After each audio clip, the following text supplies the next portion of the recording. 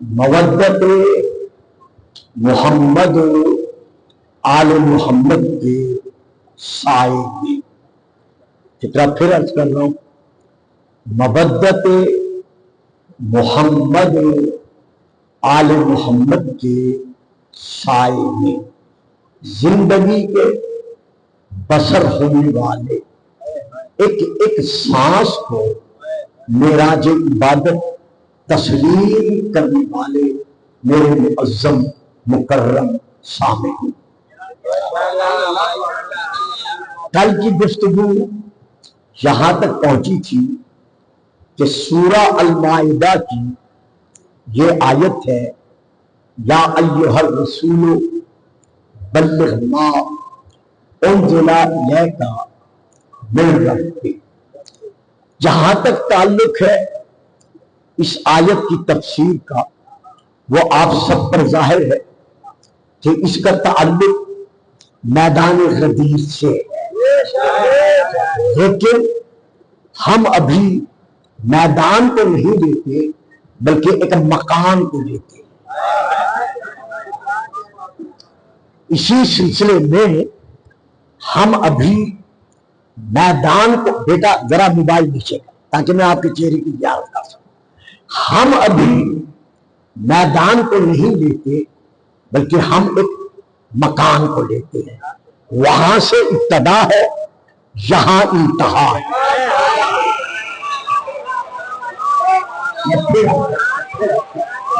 پھر آپ کا بجائے میدان کو لینے کے ہم ایک مکان کو لیتے ہیں. مکان سے ابتدا ہے، میدان میں انتہا ہے. مکان سے آغاز ہے، میدان میں انجام. میدان میں سب ہے،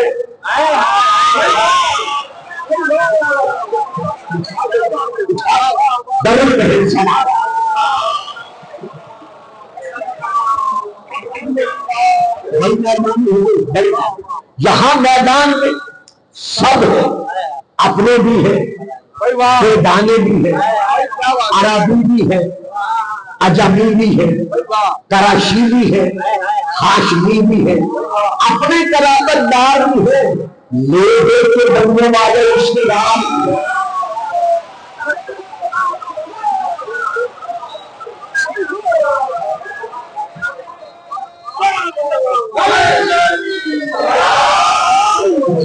سلامت ہے، آباد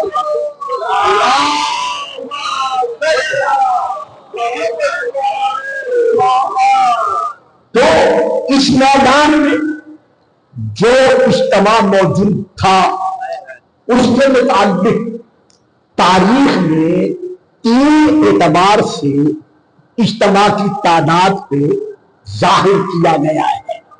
تاریخ عامہ بھی اور تاریخ خاصہ، کہ کم از کم یہ اجتماع 1,20,000 اصحاب پر مشتمل تھا. دوسری تاریخ 1,24,000. تیسری تاریخ 1,40,000.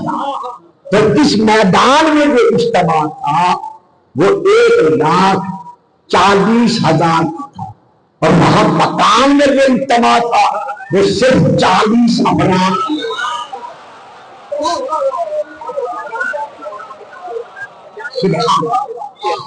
تو اسی لیے ہم رجوع کرتے ہیں پہلے مکان کی طرح.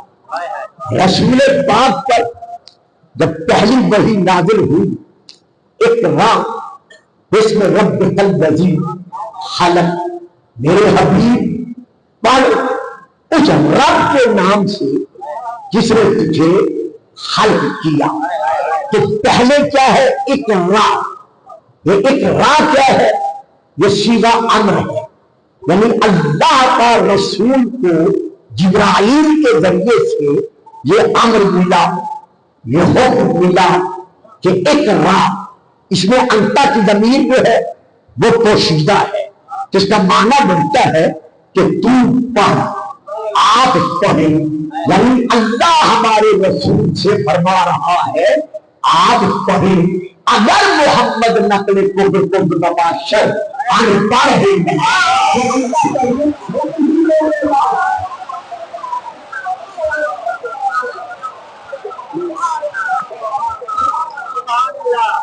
تو جہاں حکم مل رہا ہے ایک راہ، یعنی آپ پڑھیں۔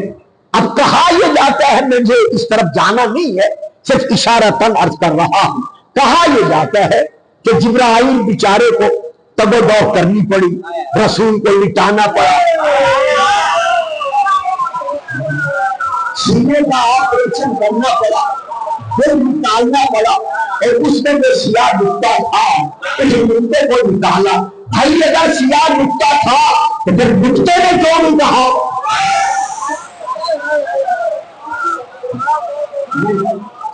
80% میرے سامنے خاموش ہو گئے ہیں، سوا 5، 12، 14 کے، باقی سب چپ کر گئے ہیں۔ حضرت علی فرماتے ہیں اگر نکتا بات بنوانے والا وہ نکتا، میں ابھی طالب ہوں، اگر محمد کے دل میں سیاہ نکتا ہوگا تو یہ نکتا ضرور رہتا۔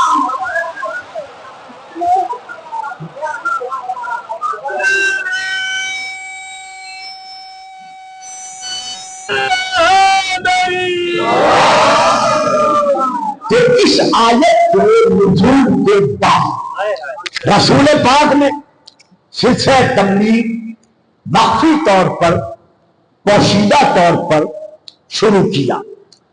3 سال گزر گئے اس سلسلہ تبلیغ کو مخفیانہ انداز میں سفر کرتے کرتے۔ اب سن 362 میں اللہ کا حکم ملا، وَأَنذِرْ عَشِيرَتَكَ الْأَقْرَبِينَ، کہ میرے حبیب انذر، یہ سورہ الشعراء کی آیت نمبر 214 ہے۔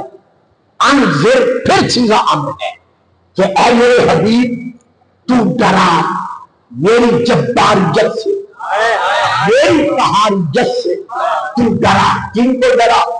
عشیرتک الاقربین، اپنے قبیلے کے قریبی افراد کو، اپنے قبیلے کے قریبی افراد کو۔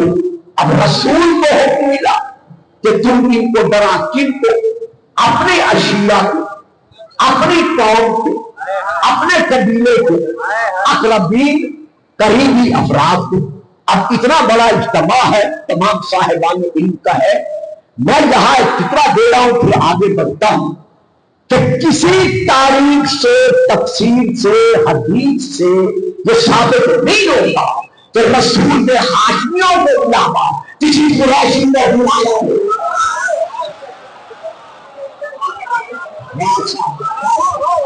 میں جلدی سے گزر گیا ہاں، یعنی کتنے قریشی تھے، بلانا کن کو تھا؟ اپنے قبیلے کے قریبیوں کو بلا۔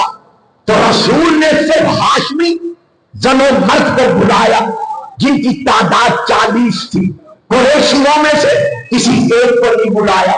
رسول نے ہاشمیوں کو بلا کر قریشیوں کو نہ بلا کر قیامت تک کے لیے ثابت نہ ہوا کہ یہ محمد بن عبداللہ سے قریبی نہیں ہو سکتے، وہ محمد رسول اللہ سے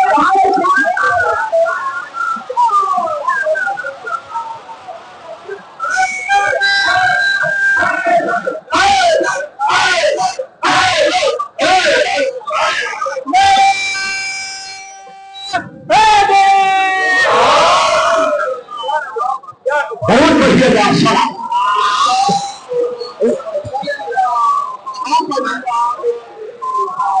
کہ جو بلائے گئے ہاشمی، ان کی جو تعداد ہے زن و مرد پر جو مشتمل ہے وہ ہے 40۔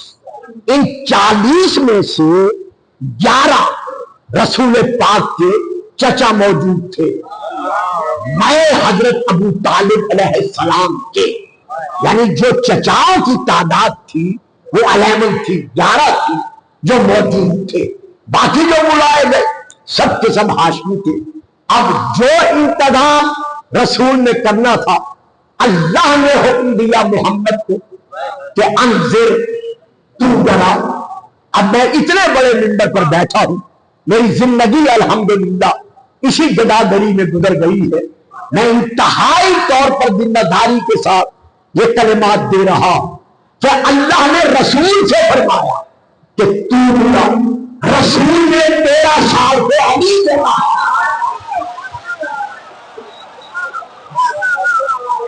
اسی لیے کہتا ہوں میرا سامنے بیٹھا اللہ رسول سے فرما رہا ہے وَأَنذِرْ عَشِيرَتَكَ الْأَقْرَبِينَ، اور میرا رسول تجھ میں تشیع اور تجھ میں غیر تشیع سب میں شامل ہے کہ صرف 13 سال کے علی سے کہا کہ علی جاؤ بلا کے لے آؤ۔ پھر ٹھکا دیتا ہوں، علی جاؤ بلا کے لے آؤ، جتنی تاریخوں کے حوالے مانگے طلب کرے میں دینے کے لیے تیار ہوں۔ رسول نے علی سے یہ تو کہا کہ جا کے بلا کے لے آؤ، یہ نہیں کہا فلاں دے فلاں دے۔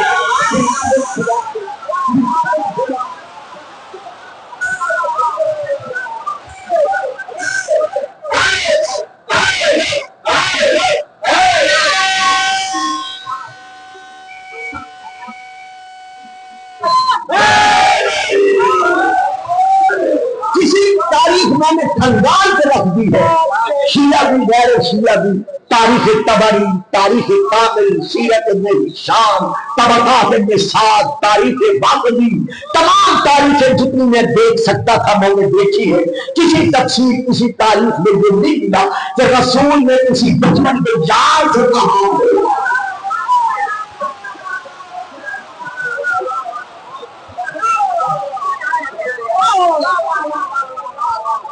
نہیں، رسول نے کسی بچپن کے یار کو نہیں بلایا، کسی بچپن کے یار سے نہیں کہا، بلکہ 13 سال کے علی سے کہا کہ علی جاؤ جا کر جھلا کے لے آؤ۔ لیکن نام بتا کہ جھلا کے بلاؤ، جھلا کے بلاؤ، جھلا کے بلاؤ۔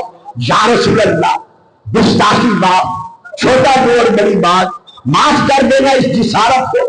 مولا علی ہے صرف 13 سال کا، مسئلہ ہے پہلا، کم از کم علی کو نام تو بتا دو کہ کس کس کو بلانا ہے۔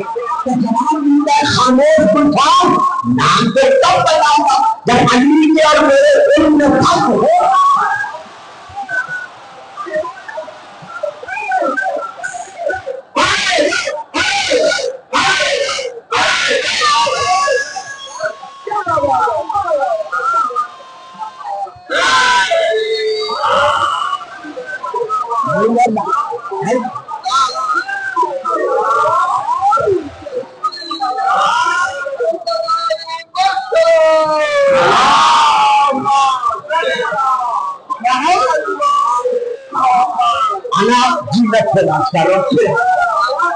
کہ خاموش نام تو میں علی کو تب بتاتا جب میرے اور علی کے علم میں فرق ہوتا۔ انا مدینۃ العلم وعلی الواقع، مجھے معلوم نہیں ہے کہ 3 دن کے علی نے میرے ہاتھ پر قرآن چلا کر بنا دیا کہ ہمارا علم کشمیر نہیں ہے بلکہ بھاری ہو، ہم سینے میں علم لے کے آتے ہو۔ علی گئے، بلا کے لے آئے، دعوت کا انتظام تھا۔ اب کہاں تھا؟ اب میزبان کون ہے؟ اللہ۔ وَأَنذِرْ عَشِيرَتَكَ الْأَقْرَبِينَ، دعوت کا انتظام کرنے کا حکم دینے والا کون ہے؟ اللہ۔ تو میزبان ہے اللہ، تو مبلغ کون ہے؟ رسول اللہ۔ کہ آپ تبلیغ کریں، اس پہلے جلسے کے رب میزبان اللہ ہے، مبلغ رسول ہے۔ اب ہوا کس مقام؟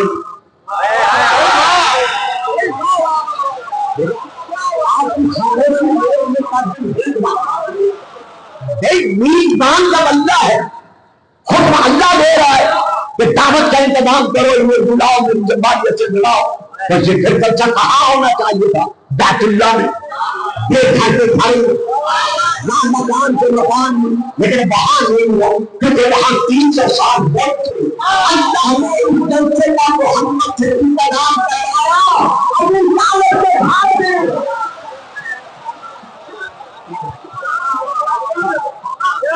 کتاب کا نام سیرت حربیہ جلد نمبر 1 اہل سنت کی بہت بڑی کتاب.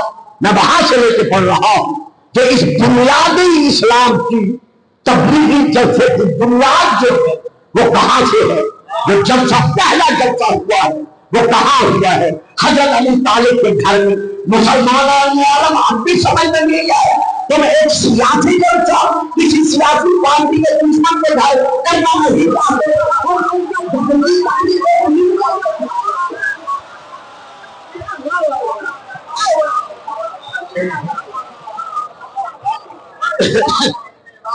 تو یہ انتظام کہاں ہوا؟ ابو طالب کے گھر میں.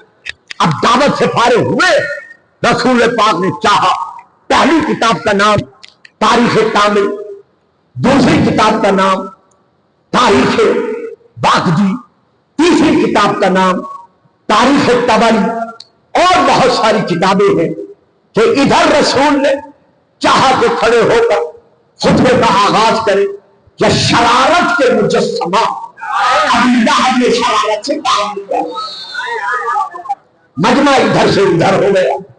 پھر دوسرے دن علی سے فرمایا بلا کے لے آؤ. پھر بلا لائے. پھر رسول نے دعوت کے بعد کھلانے پلانے کے بعد چاہا کچھ فرمائے. یا ابو لہب نے پھر شعلہ بن کر سر اٹھایا. مجمع پھر بتر بتر ہو گیا. تیسرے دن پھر علی سے کہا علی بلا کے لے آؤ. یا رسول اللہ آپ کسی اور سے کہہ دیں. بار بار علی سے کہہ رہے ہیں. فرمایا اگر کسی اور سے کہہ دیں تو پہلے سارے سال ہم بیٹھے گا تو میں تبلیغی جلسے میں محمد کا شکریہ تھا.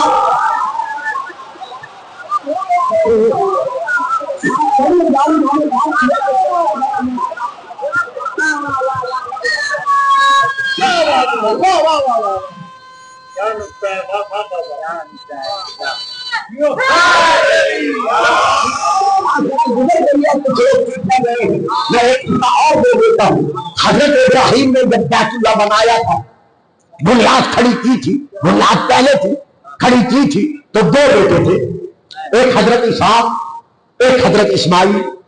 اسحاق کو شریک نہیں کیا، اسماعیل کو شریک کیا. کہ اگر اسحاق کو اپنے ساتھ شریک کر لیتے تو آنے والی نسل یہ کہتی کہ جس طرح اسماعیل وارث ہے اسی طرح اسحاق وارث ہے. آج پہلے تبلیغی جلسے کو رسول نے کسی کو روشن کو کسی جال کو کسی ساتھی کو علی کے سوا کسی اور کو شریک نہیں کیا. آج ہم یہ کوئی نہ کہہ سکے کہ تبلیغ اسلام میں جو حصہ محمد کا ہے وہی سب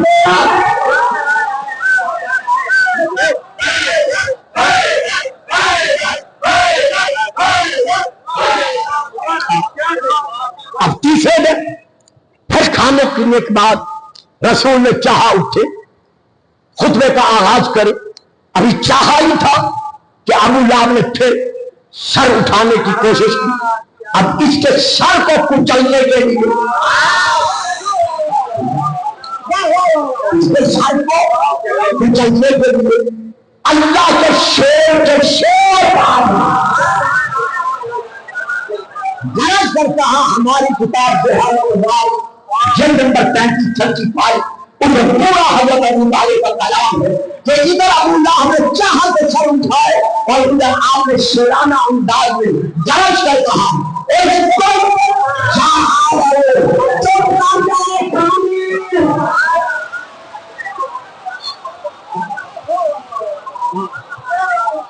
اللہ مانتا بہاگا.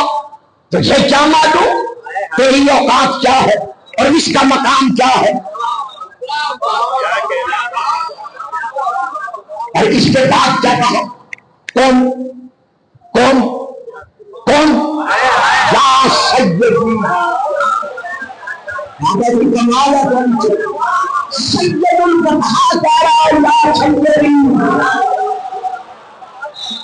عبد المطلب مسجد کا باعث کہہ رہا ہے یا سیدی. سید المکہ کہہ رہا ہے یا سیدی، ابو طالب کہہ رہا ہے کون یا سیدی، اے میرے سید سردار آپ ان کا کرو یار، جو محمد کو اپنے واسطے بولتا ہے ان کو مسلمان مانتے ہو، اور جو ابو طالب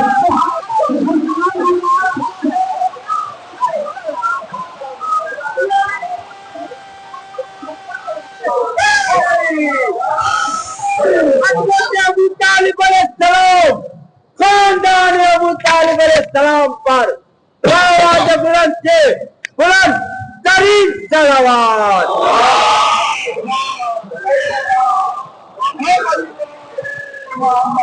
حدیث سے راز کیا فرماتے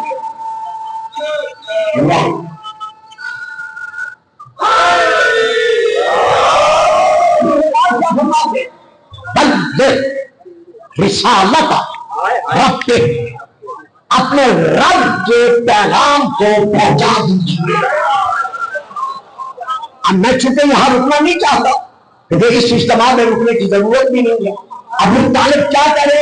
اپنے رب کے پیغام کو پہنچا دیجیے۔ معلوم ہوا ابو طالب کا ایمان تھا کہ جو کچھ کہہ رہا ہے اپنی طرف سے نہیں کہہ رہا۔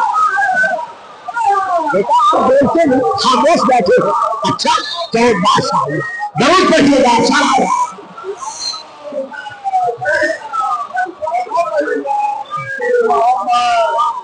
تو ابو طالب نے جو کچھ کہا یہی ایمان تھا کہ محمد جو کچھ کہہ رہا ہے اپنی طرف سے نہیں کہہ رہا، بلکہ اللہ کی وحی کے سائے میں کہہ رہا ہے، اللہ کی طرف سے کہہ رہا ہے۔ اور یہ کہا اب رسول نے خطبہ شروع کیا۔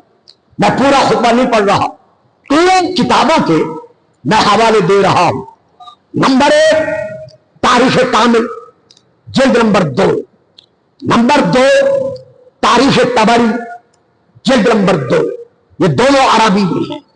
نمبر 3 تاریخ ابو الفدا، یہ اردو ترجمہ ہے سن 1900 میں۔ یہ دہلی میں یہ کتاب 2 جلدی شکل میں پہلی مرتبہ شائع ہوئی تھی سن 1900 میں، تو اس کی جلد نمبر ہے 2، یہ اس کا اردو ترجمہ ہے میرے پاس۔ جب رسول پاک خطبہ فرما چکے، اس کے بعد آپ نے تمام مجمع کی طرف، زن و مرد کی طرف دیکھ کر ارشاد فرمایا، فَأَيُّكُمْ يُوَاثِرُ عَلَى هَذَا الْأَمْرِ، تم میں سے کون ہے ایسا جو اس امر تبلیغ کے سلسلہ میں میرا بوجھ اٹھائے، میرا بوجھ اٹھائے، میرا مددگار بنے۔ بڑا پیارا سا فطرہ زبان پر آ گیا ہے، بولیں گے تو آپ نہیں، مجھے پتا ہے، لیکن خدا آپ کو سلامتی دے، بس آ گیا پلٹاتا نہیں۔ وزیر کے معنی ہے بوجھ اٹھانے والا، بوجھ اٹھانے والا، یعنی مددگار، یعنی ناصر، یعنی زور کمر، یعنی قوت باؤ۔ رسول کسی کو مددگار بنا کر آئے تو صرف نہیں ہے۔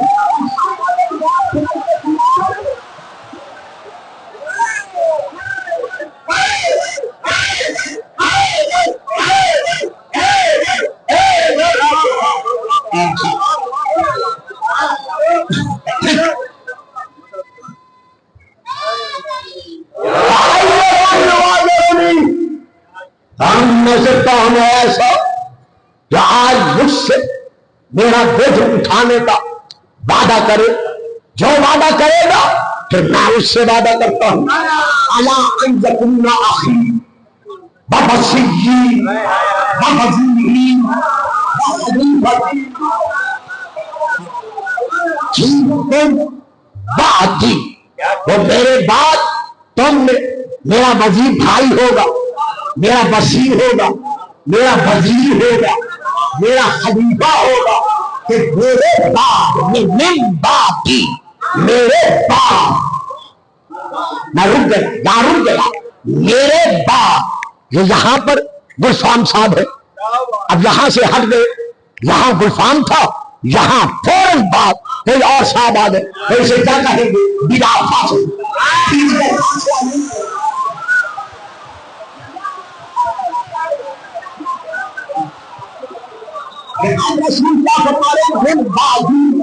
میرے بعد وہ میرا رسول ہوگا، وزیر ہوگا، خلیفہ ہوگا میرے بعد، یعنی خلافت۔ اب اگر پنجاب میں گجرات اور جوہر کی سرحد پر بیٹھنے والا ایک خود ساختہ سکالر آف اسلام جس کا نام میں نہیں اپنے سامنے 10 20 25 کتابیں رکھ کر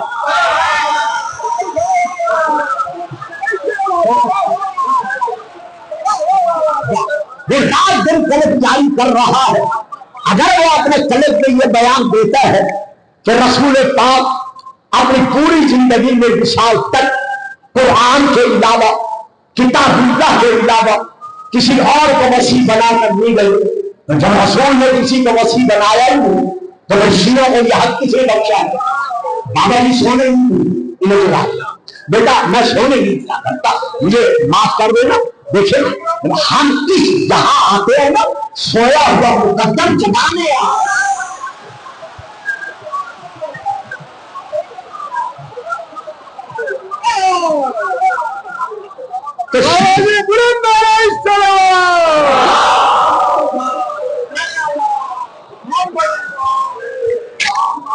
تو یہ شیعہ حضرات رات دن وسیع رسول اللہ ہے، بخلیفۃ بلا فخر، اذان میں بھی کلمہ میں بھی پڑھتے چلے آ رہے ہیں۔ جب رسول نے کسی کو وسیع بنایا ہی نہیں تو یہ کیوں پڑھ رہے؟ میں کہتا ہوں حضرت علامہ صاحب، میں آپ کے حق میں کوئی فتویٰ دینے کا حق نہیں رکھتا، اپنا علم ہے، اپنی تحقیق ہے، لیکن آؤ ذرا اسلام کے پہلے چلتے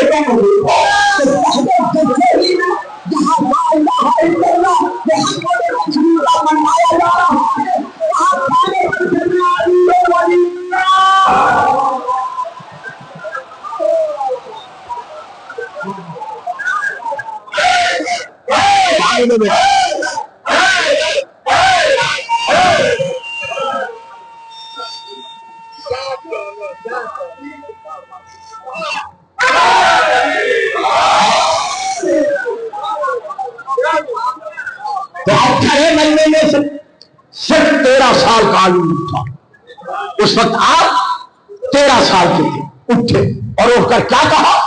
یہ میں عبارت اب جو پڑھ رہا ہوں یہ تاریخ ابوالفدا سے پڑھ رہا ہوں، دوسری جلد سے، اس میں یہ درج ہے، باقی میں نے چھوڑ دیا کیونکہ میں نے ذرا آگے بڑھنا ہے انشاءاللہ آپ کی دعاؤں کے سائے میں۔ تو علی نے شیرانہ انداز میں گرج کر کہا، یا رسول اللہ میں علی حاضر ہوں، جو بھی آپ کا دشمن ہوگا میں اس کی آنکھیں کھولوں گا۔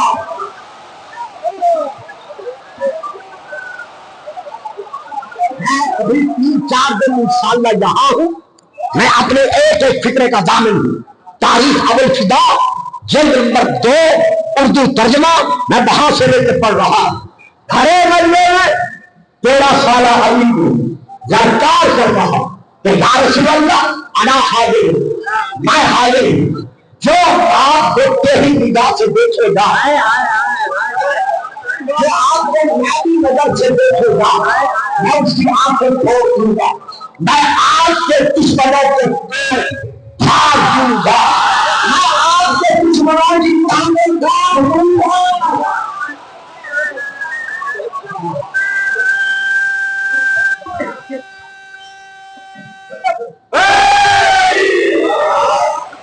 آپ سے لے کر تمام سے لے کر فکر پھر دے رہا ہوں، اگر علی کے یہ کلمات دین ابو طالب کے خلاف تھے تو ابو طالب نے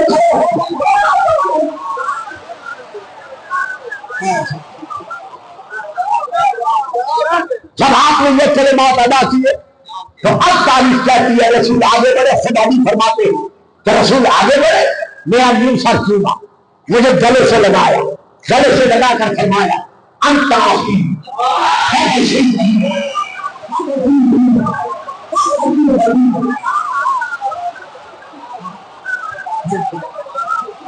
علی تو میرا وزیر ہے، علی تو میرا بھائی ہے، علی تو میرا اخی ہے، وسیع ہے، وزیر ہے، وارث ہے، اور بھی بہت کچھ فکرے ہیں کیونکہ مجھے آگے بڑھنا ہے۔ اب یہاں کا نقطہ، یہاں وعدہ ہو رہا ہے 2 کی طرف سے، ایک وہ ہے جو نبی اللہ ہے رسول اللہ ہے، امام الانبیاء ہے، وہ وعدہ فرما رہا ہے کہ جو میری مدد کرے گا وہ کل میرا بھائی، میرا وزیر، میرا وزیر، میرا خلیفہ ہوگا۔ یہ ہے نبی الانبیاء۔ اور دوسری طرف کون ہے؟ صرف 13 سال کا بچہ جو اٹھ کر کھڑا ہو گیا کہ یا رسول اللہ، میں وعدہ کرتا ہوں آپ کی مدد کا کہ میں وعدہ پورا کروں گا۔ اب ہم تاریخ میں دیکھتے ہیں جو وعدہ بچے نے کیا تھا وہ دیکھا گیا پورا۔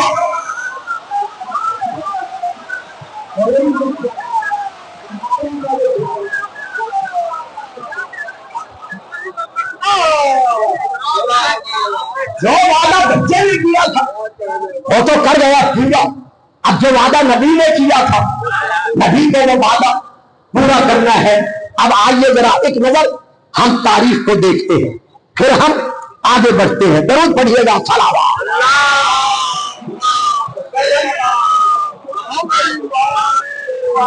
اب مجھے یقین ہے نہ آپ داد دیں گے، نہ آپ نعرہ لگائیں گے، نہ ساتھ دیں گے، لیکن میرا فریضہ ہے، میں نے ادا کرنا ہے۔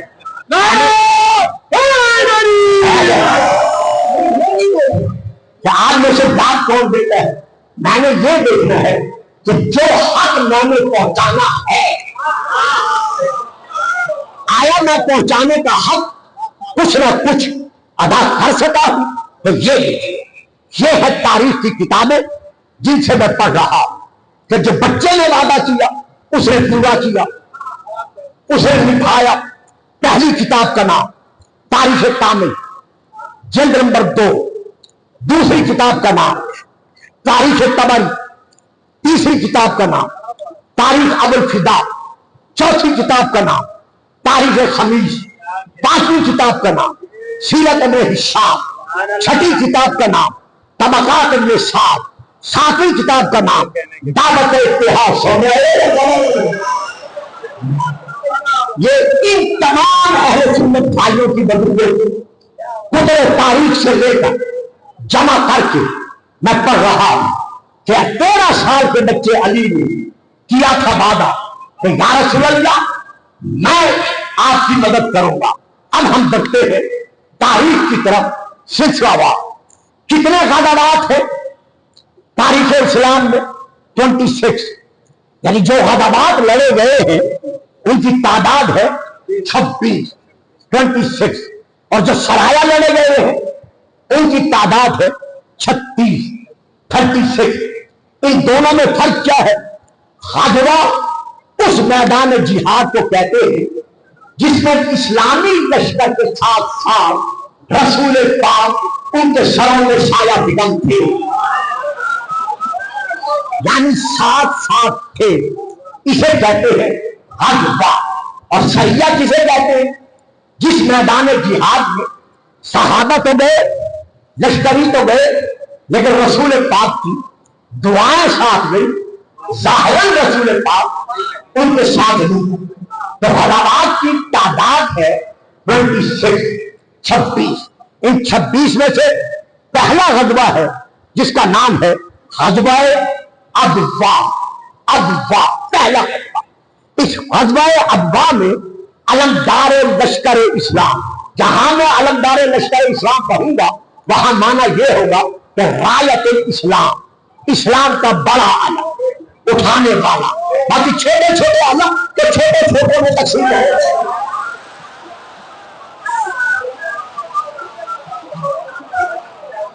اسی لیے میں نے وضاحت کر دی ہے کہ بار بار مجھے وضاحت نہ کرنی پڑی۔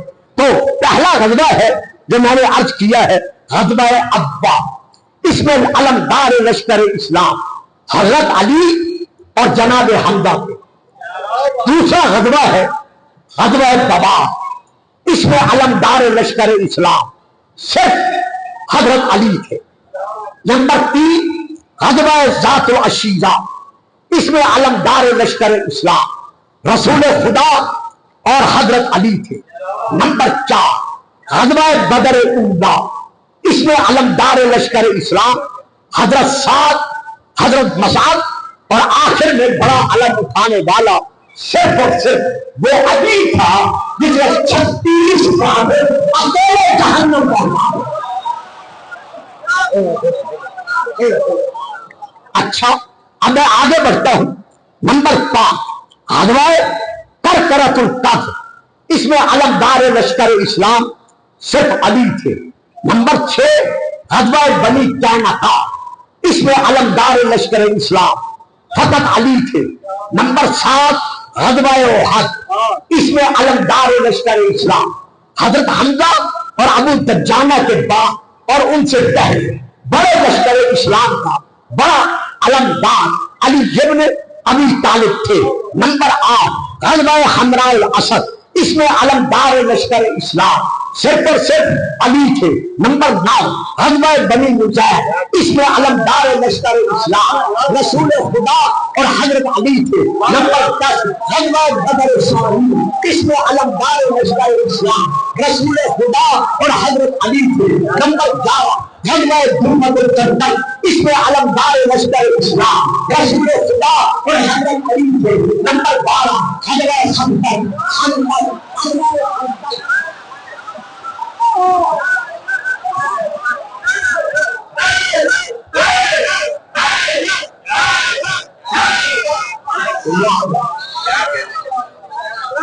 آپ چپ کر جاتے ہیں کافی حضرات، رکنے کو جی چاہتا ہے رک نہیں سکتا، گھروں میں جا کر سنو میں آزاد کے پاس دے گا کہ کن کن کی آنکھوں کی کیا کیا حالت تھی، کن کن کے حالت خوش ہو رہے تھے، کن کن کے دل ہلکے رہا گئے، کون کون سب جھکانے گئے اور کس نے کھڑے ہو کر کہا یا رسول اللہ۔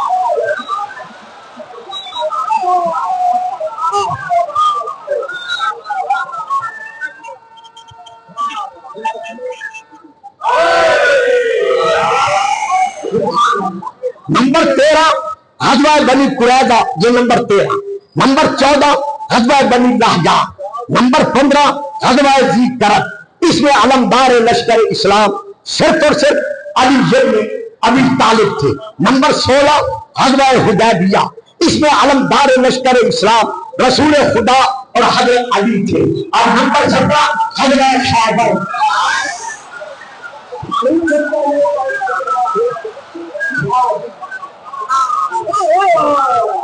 اب یہاں مجھے پڑھنے کی ضرورت نہیں ہے، لیکن آپ چپ کر گئے، مجھے پڑھنا پڑ گیا ہے کہ نمبر 17 غزوہ خیبر، لشکری کہتے ہیں علمدار کہتا ہے لشکری۔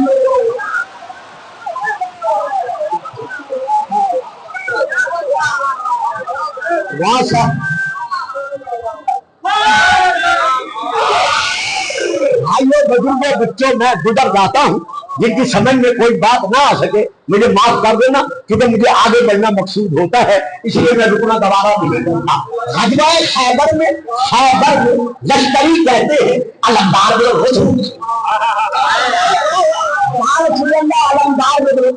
علمدار کہتا ہے یا رسول اللہ لشکری ابتسامی کہتے ہیں لشکری لشکر کا علمدار۔ میں بھی یہی درد ہے، مشن میں بھی یہی درد ہے، باقی کتابوں میں بھی یہی درد ہے کہ رسول نے اعلان کیا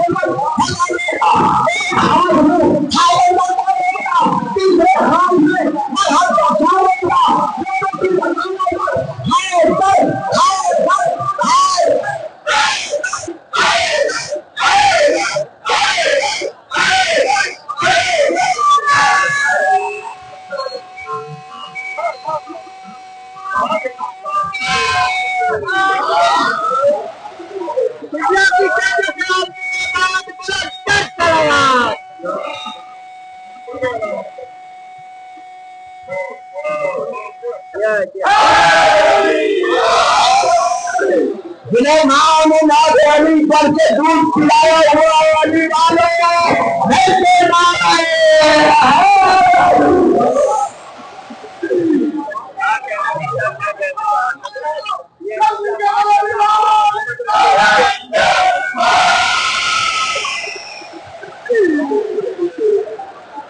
نمبر 18 غزوہ وادی القریٰ میں علمدار لشکر اسلام رسول خدا اور حضرت علی تھے۔ نمبر 19 غزوہ حنین، اس میں آخر جنگ میں علمدار لشکر اسلام صرف اور صرف علی تھے۔ نمبر 20 غزوہ طائف، اس میں علمدار لشکر اسلام صرف علی تھے۔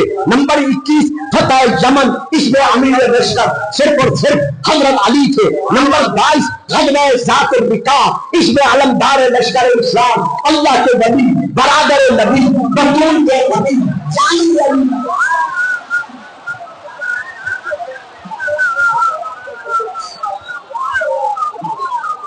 یہ کھڈے مارے پتا لگا۔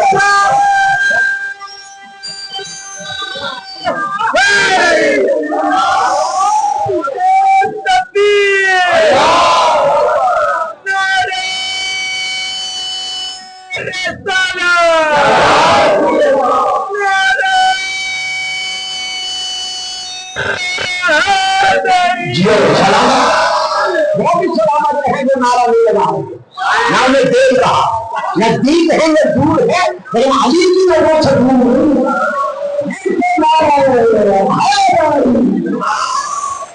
اب ہم آتے ہیں باقی 4 غزوہ۔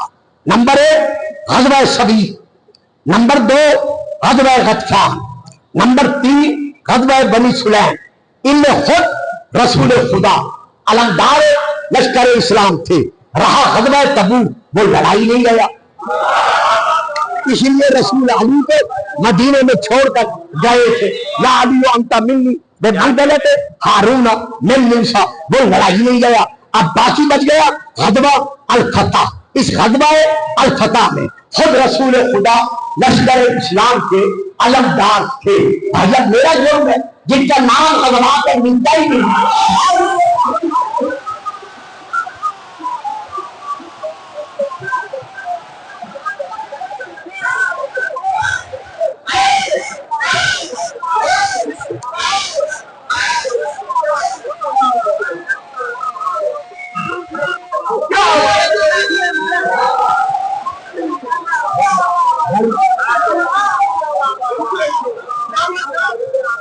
اچھا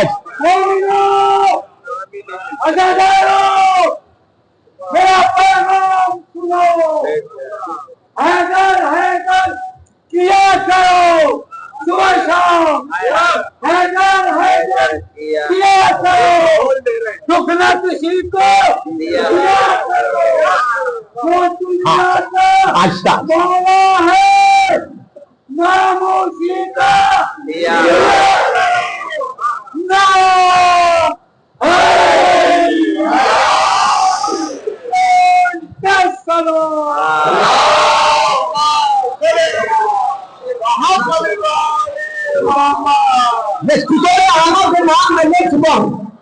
اب جن کے نام غزوات میں نہیں ملتے میں تو شامل نہیں کر سکتا۔ ہاں جس نے وعدہ کیا تھا حالانکہ 13 سال کا تھا، اس نے وعدہ نبھا دیا۔ بچہ جو وعدہ نبھا رہا ہے پیارے نبی کیا کریں؟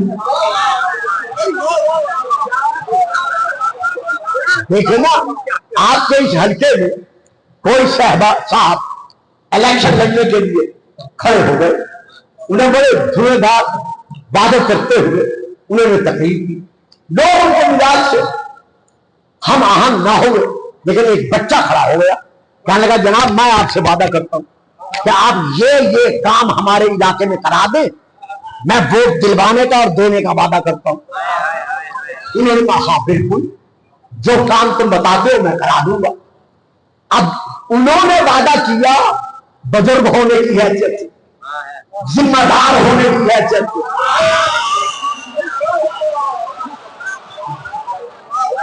اب بچے نے وعدہ کر دیا، اگر بچہ وعدہ پورا نہ کرے اور وہ اہل محلہ کو شکایت کرے کہ دیکھو جی تمہارے بچے نے وعدہ کیا، اس نے وعدہ ہی پورا نہیں کیا، آپ سب کہیں گے حضور خیر تو ہے، وہ بچہ تھا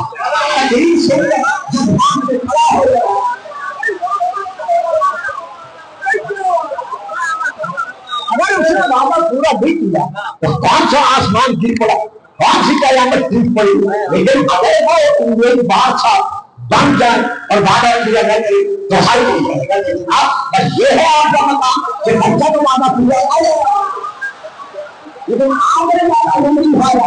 بھائی ابھی تھا میرا گھر کا بچہ، اس نے وعدہ کیا تھا، میرا گھر نبی نبی کے بعد ملا، تب وعدہ پورے کرانے کا وقت آیا، تو اللہ نے وعدہ کرا کہ اللہ رسول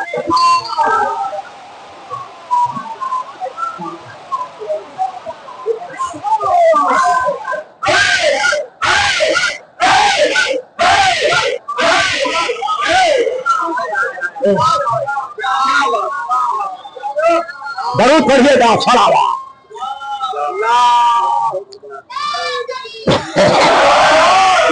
اب یہاں دیکھیے، یہ ہے علی کا مقام شجاعت۔ اب ہم ذرا اس سے گھنٹہ میرے خیال ہو گیا، میں کیا کروں، اب یہ ہے علی کا مقام شجاعت۔ اب یہاں پر دو چار حوالے دے کر میں دامن سمیٹتا ہوں۔ پہلی کتاب کا نام ہے فرائض الصالحین، اہل سنت بھائیوں کی بہت بڑی جلد ہے، اپنا کتاب ہے، اور اس کی جلد نمبر ہے 1، صفحہ نمبر ہے 228۔ میں وہاں سے لے کے پڑھ رہا ہوں۔ قال صلی اللہ علیہ وآلہ وسلم، رسول پاک نے ارشاد فرمایا، انہم، اے میرے صحابیوں سے دیکھ، یعنی علی کو دیکھ، انہم صاحب البائی عند کل شدیدۃ، جتنی مشکل سے مشکل جنگیں آئی ہیں ان سب میں میرا علمدار علی رہا۔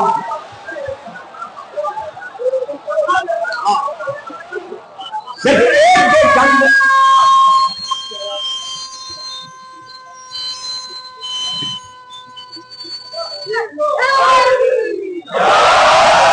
جنگوں میں نہیں، تمام میدان غزوات میں میرا علمدار یعنی لبائی، میرے لباء الحمد کا علمدار صرف اور صرف علی رہا ہے۔ اب میں سب کو چھوڑ کر حضرت عمر رضی اللہ تعالی عنہ کے حوالے سے ایک ان کی بات کر رہا، ان کا قول پیش کر رہا۔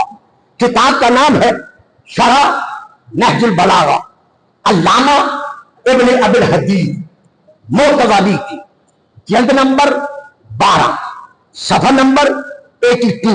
میں یہاں سے پڑھ رہا، اور ایک اور کتاب ہے لیکن کچھ اختلافی لفظوں کے ساتھ، اس کتاب کا نام ہے، یہ بھی میرے بھائیوں کی بڑی کتاب ہے، تاریخ دمشق، جلد نمبر 3، صفحہ نمبر 107 108۔ اس میں درجہ دو حوالہ، یعنی ایک اور کتاب کے حوالے کے ساتھ۔ اس کتاب کا نام ہے انصاب الاشراف، جلد نمبر 1، صفحہ نمبر 315، شمارہ نمبر 33۔ درود پڑھیے صلوات۔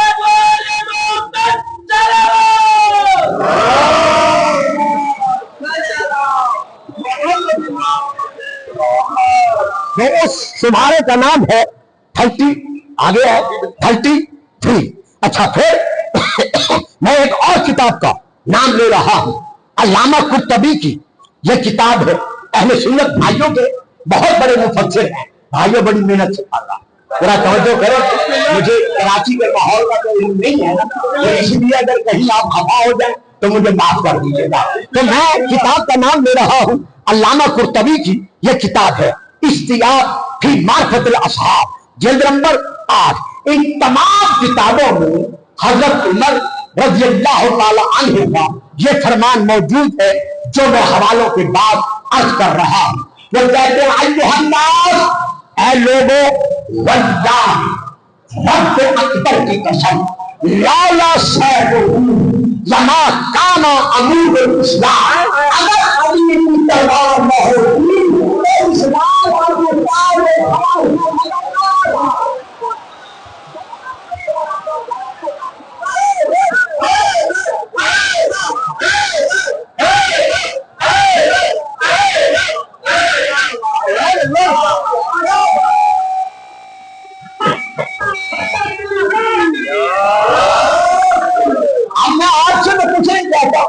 علامہ شبلی نعمانی की रूह को पुकार कर कहता हूं, आपसे नहीं कह रहा, अल्लामा शिबली नोमानी की रूह को अगर थोड़ी सी फुर्सत हासिल है तो मैं उनसे कह रहा हूं कि अल्लामा साहब आप बताओ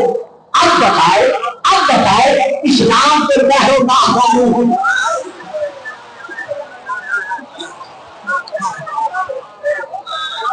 सुभान।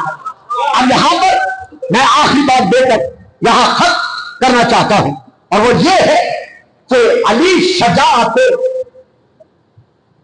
इस्लामिया का वो फखर इस्लाम है कि जिसने हजरत अम्मार हुसैन सादिक किताब जिंदगानी अमीर मोमिनीन के मुताबिक 63 बरस 100 जंगे लड़ी,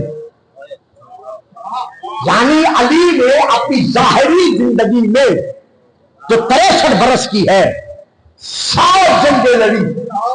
अल्लामा लिखते हैं इन 100 जंगों को लड़ने के बाद अली की कमर पर न बेटे का जख्म,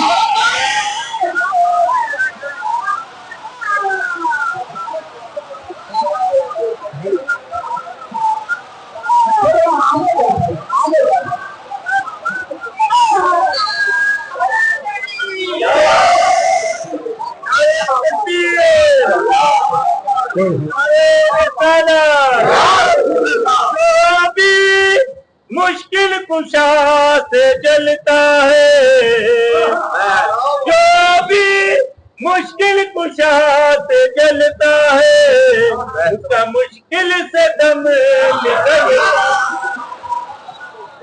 निकलता जागे तले अलम के लिए आज छूने से हाथ भी जलता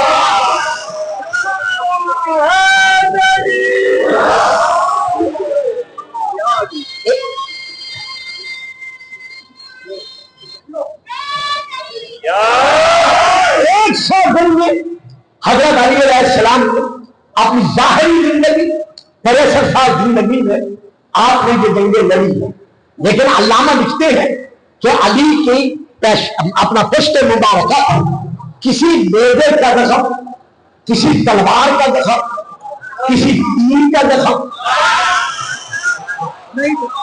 नहीं था।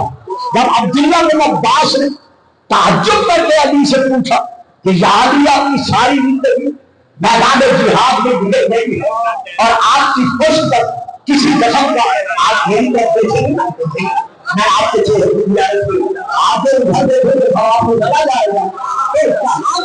वो लिखते हैं कि अब्बास कहते हैं कि सारी जिंदगी आपकी मैदान जिहाद में गुजरी है, आपकी कमर पर किसी जख्म का निशान नजर नहीं आता। तो अली इब्न अबी तालिब ने जो जवाब दिया है वो सुनने के काबिल है। आप फरमाते हैं समझो और हमेशा हमेशा करिए दूसरों को भी सुना दो कि मैं जब भी मैदान जिहाद में उतरा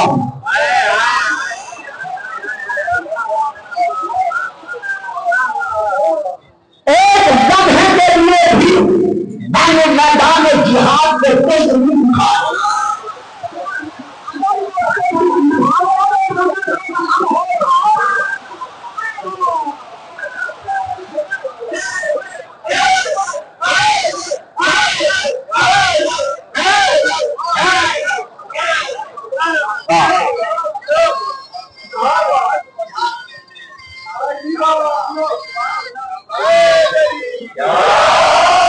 बस ये आखिरी हवाला मैं जहां छोड़ रहा हूं जिंदगी है तो इंशाअल्लाह कल यहां से लेके चलूंगा। शराए में अबुल हदीद मोतज़ली की जिल्द नंबर 13 वो ये कहते हैं, मैं पढ़ूंगा नहीं, सिर्फ खुशबू दूंगा और दूंगा। वो ये कहते हैं कि जंग सिफ़ीन में लैलतुल हरीर में जंग सिफ़ीन में लैलतुल हरीर में मैदान के दरिया को अबूर करते करते अली खैमे के दरवाजे पर पहुंचे और खैमे के दरवाजे पर नेला डाला और नेला डाल कर कहा कि कोई मिलना था।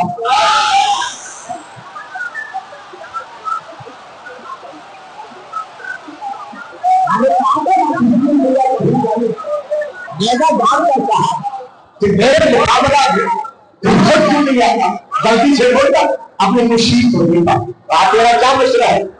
بہترین مشورہ ہے، جب گرانے والا بلا رہا ہے تو بھی جاؤ۔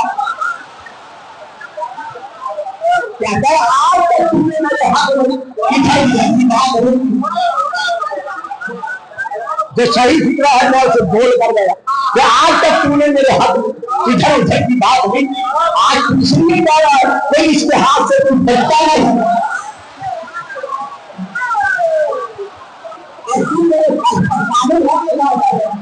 اس کے سامنے ڈالنے والا کوئی آج تک بچ کے آیا ہے؟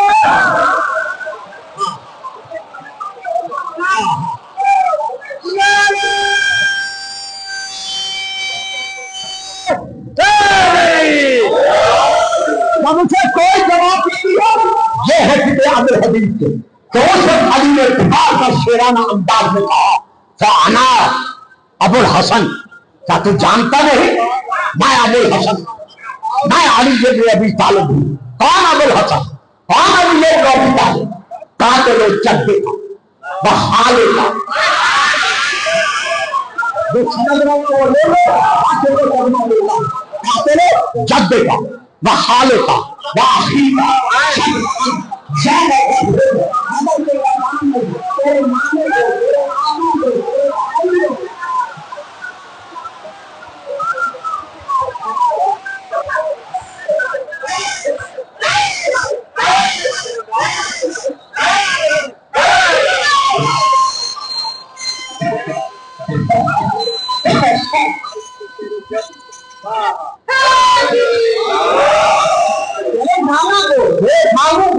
بھائی کو جہاں پہنچانا تھا میں نے پہنچا دیا،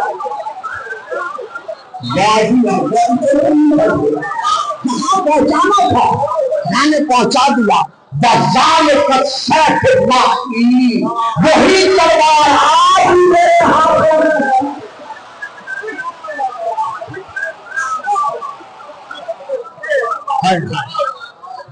یہ ہے وہ مقام شجاعت کہ علی نے وعدہ کیا تھا دعوت ضلع شیرہ میں کھڑے ہو کر کہ یا رسول اللہ میں حاضر ہوں، میں آپ کی مدد کروں گا۔ ظاہراً جب تک علی رہے علی مددگار رہے، ظاہراً علی کے بعد علی کا بیٹا حسن مددگار رہا، ظاہراً علی کے بعد حسن اور حسن کے بعد علی کی شجاعت کا وارث حسین میدان کربلا میں ہمیشہ کے لیے بابا کے کیے ہوئے وعدے کو نبھانے کی خاطر حسین میدان میں پہنچے۔ کل میں نے عرض کیا تھا کہ زہرا کا لال نیزے کا زخم کھا کر جب زمین پر منہ کے بل گرے،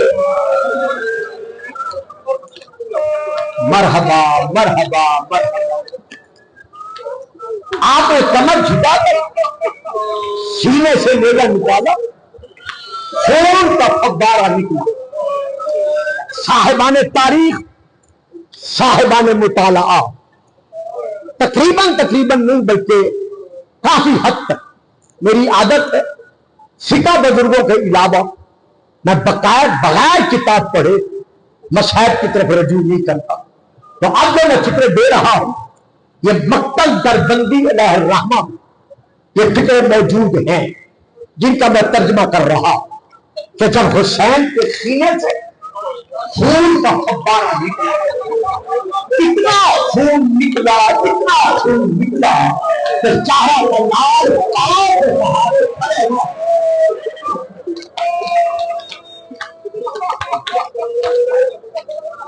حسین منہ کے بل زمین پر گرے، چاہا کہ اٹھ کر مقتل بھاگے جاؤں، اٹھے پھر گر پھر تیسری مرتبہ جب گرے تو اب کسی سے برداشت نہ ہو، 27 سنگوں میں بات کر رونے والوں امام حسین کی مظلومیت تھا، مجھے معاف کر دینا میں پڑھے بغیر نہیں پڑھ رہا۔ علامہ دربندی علیہ الرحمہ لکھتے ہیں کہ حسین اپنی مقتل ذات کی طرف پھر پاؤں کے سہارے لیے اور جو میں نے پڑھنا تھا جو انہوں نے لکھا ہے کہ اب کرتا ہے حسین جیسے چھوٹے بچے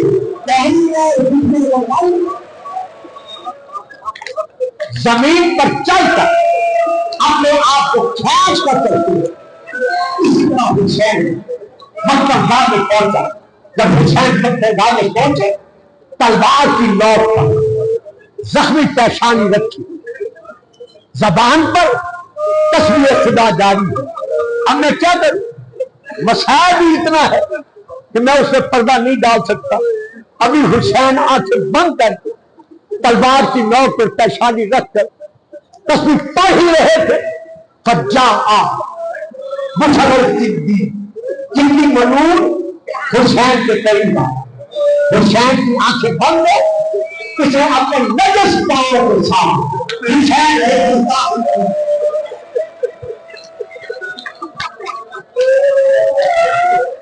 جو صحیح ترجمہ ہے میں پتہ نام ہے، اسے میرا دل بھی برداشت ہے، اس نے نجس پاؤں کے ساتھ حسین کے جسم کے ساتھ گستاخی کی۔ گستاخی کرنے کے بعد اس نے ایک ہاتھ حسین کو منہ پر لگا اور والا دوسرے ہاتھ کے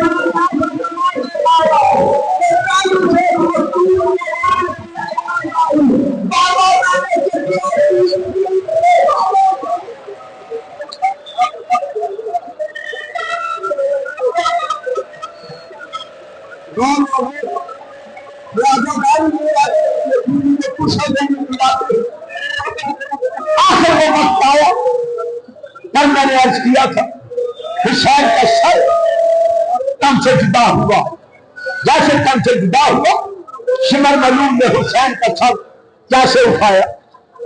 یوں ہاتھوں پر نہیں، سینے پہ رکھا۔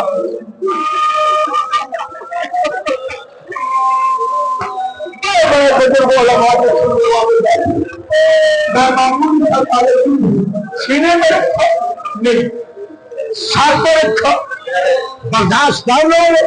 اس نے ظلم بھرا ہاتھ حسین اللہ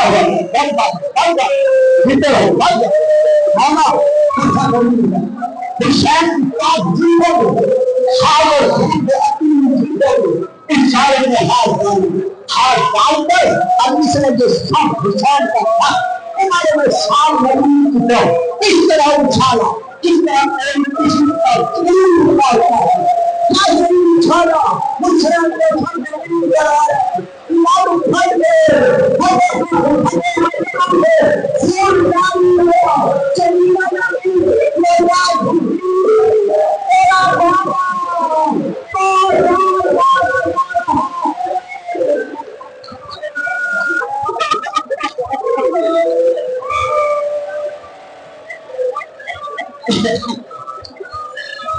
میرے ساتھ مسلسل ہونا ہمارے بس کی بات۔ اللہ اکبر، زمین پہ زلزلہ آئے، سرخ آدھی چلی، ستارے نمودار ہوئے، سجدہ جانب میں سجاد کے خدا کر کہا بیٹا جب دیکھو قیامت تو نہیں آئے، یہ زمین میں زلزلہ میں زلزلہ آ رہا ہے، کیا خودی تیرا خیلے جو بندہ ہوا آخر دنی میں بندہ ہوا بیمار میں دینے کی نام کے بعد پیسہ قانون سے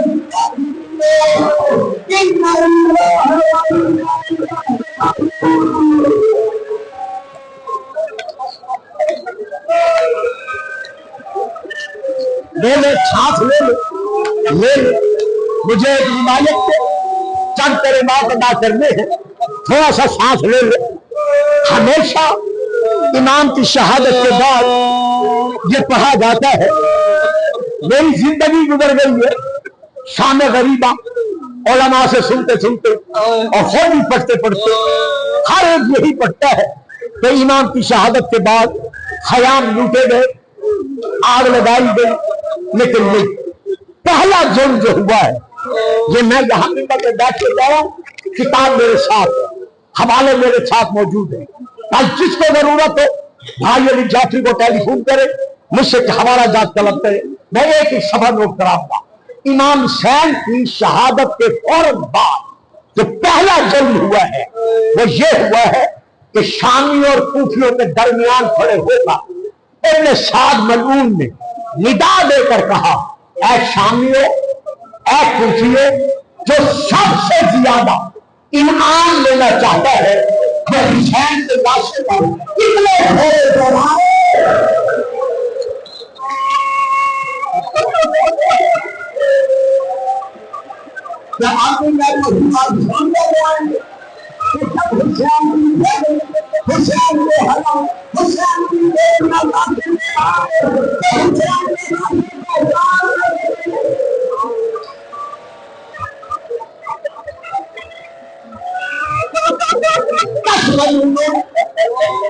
میرے مولا کے لاشے پر گھوڑوں کو نئے نال لگا کر امام کے جسد مبارکہ کو انہوں نے پامال کیا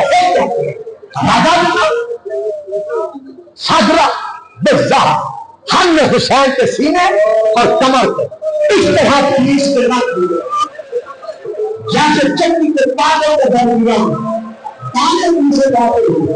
اس وقت یہ حضرات آؤٹر والا لیکن پورا بیان کر رہی ہے لیکن پورا کہتی ہے کہ سامنے کے دروازے پر کھڑی ہوئی جب میرے بابا نے لاش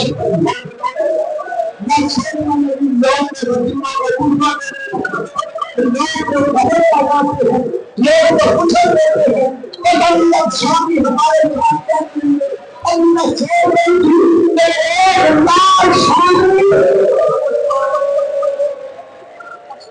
اور کسی ہاتھوں میں میرے لیے خانے کے دروازے کی طرف بڑھے.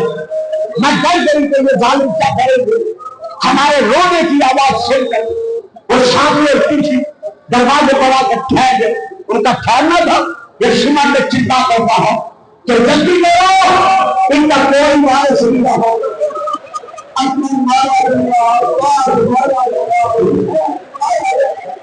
جتنا میری دوست کرو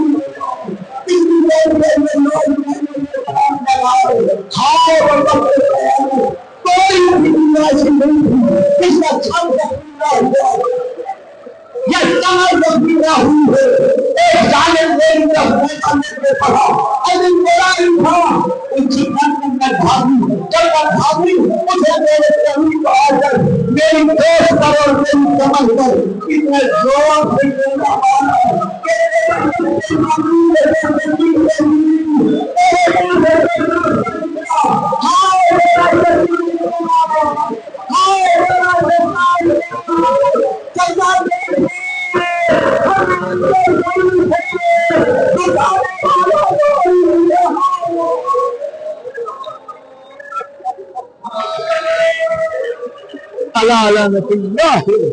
اللہ